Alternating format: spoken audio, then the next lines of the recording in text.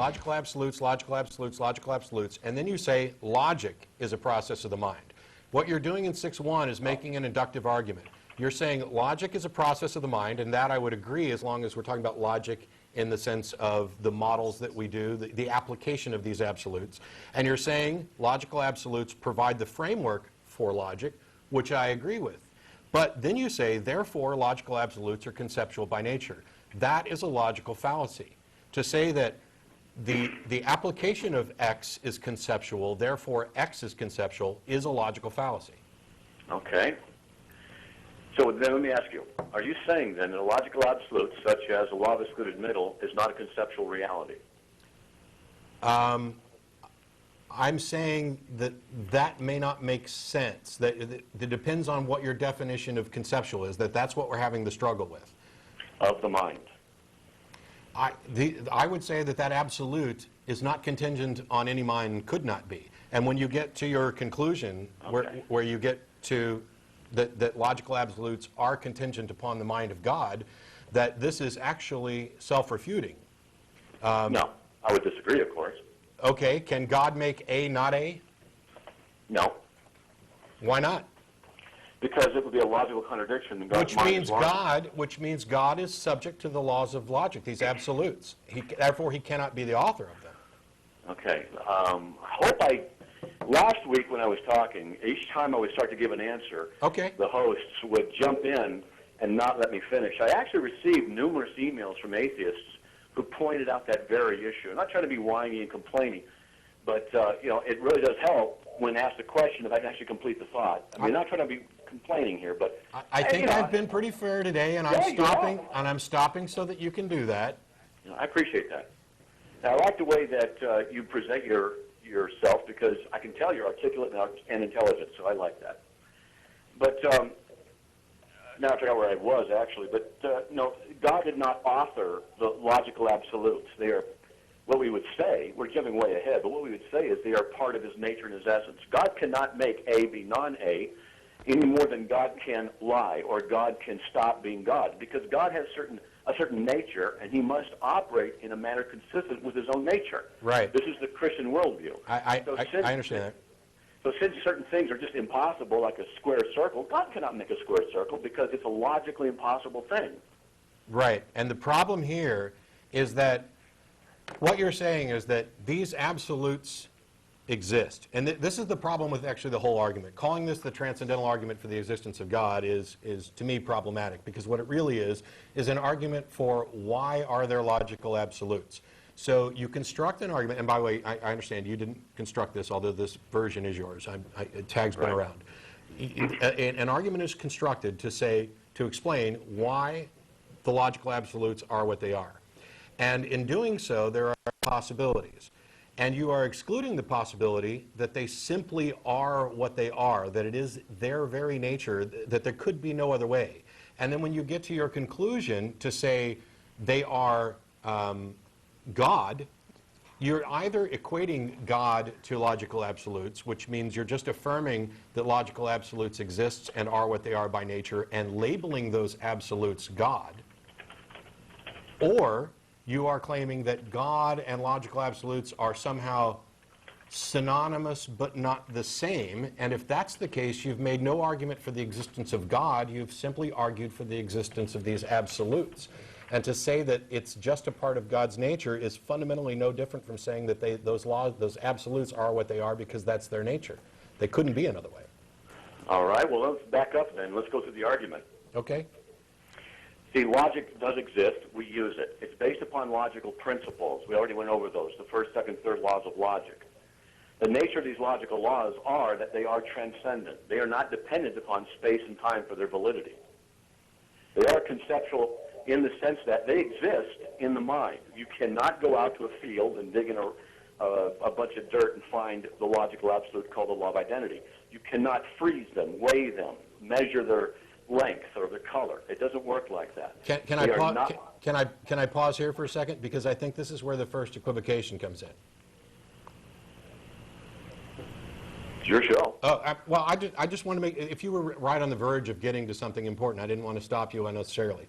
What you're talking about there this conceptual thing, I still, by the way, I still assert that there's an actual logical fallacy, an inductive argument error in there. But when you're saying that they exist in the mind, no, they don't. That's almost metaphorical. If no minds existed, these things would still be true. These absolutes go to the essence of what is, and I guess we could say what is possible. They are the essence of everything. And whether or not there's a mind, they still are what they are. And that is, I mean, they apply to themselves. They apply to reality, they apply to mind, they apply to everything. Actually, and you've said they even apply to God. Okay, well, too many things. First of all, you said they are what they are. That's fine. Saying that the absolutes are God, I did not say that, nor was implying that. You said, or that God and the logical absolutes are synonymous, not the same. Well, we could ferret that one out. But you said if no mind exists, then they would still be true.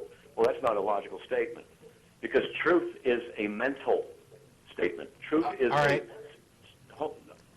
truth is a statement. Now, if no mind exists, there can be no truth. There can only be reality and actuality. This is where you have essentially palmed a card in the argument, because the logical absolutes that you're talking about are operating at a meta level, and then when you say they're conceptual, you're applying them. You're actually using. I'm saying they're conceptual by nature. The statement, for example, the law of identity, something is what it is a statement, and it's a truth. Truth exists only when minds exist. Truth only exists when minds exist. Statements are of the mind. So what you're saying is that let's just say, and I realize that this is going to be contradictory. Hopefully you'll be able to go along with it. Let's just say that there is no mind anywhere. The universe is exactly identical, except that there are no minds. Okay? Then there is no truth. But that's not what the logical absolutes are about. They're not about truth. They're about essence. A rock in that universe is still a rock, and it is not a rock. It doesn't matter if there's somebody who can assess the truth, put a valuation on the truth. Those absolutes go to the essence and not the evaluation of it. On the contrary, logic reflects reality. This is why we're able to do mathematics. This is why we're able to make conclusions that work in the real world.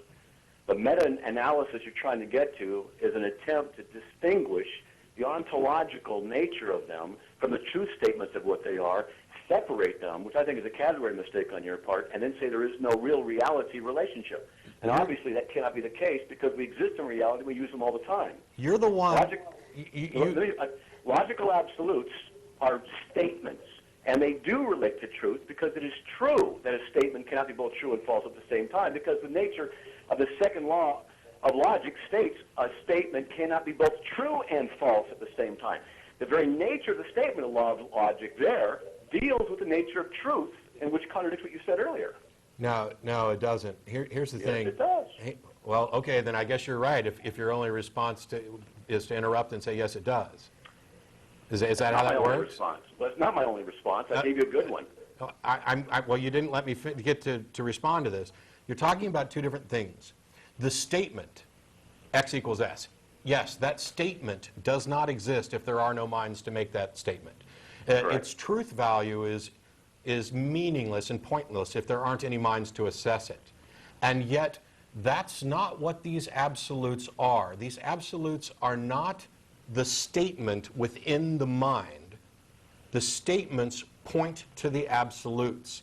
A rock in a universe with no minds is still whatever it is, and it is not whatever it is not.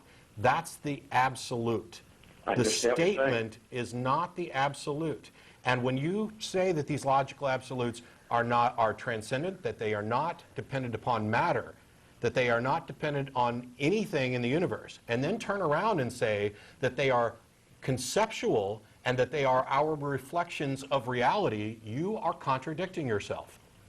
Actually, Matt, I love this conversation, but you're the one offering a self-contradictory statement. When you say the only thing that exists is a rock, and a rock is a rock, what you're offering is a self-contradictory statement. The only thing that exists is a rock, and then what you do is violate that and offer a truth statement, which violates... No, I never said the only thing that exists is a rock.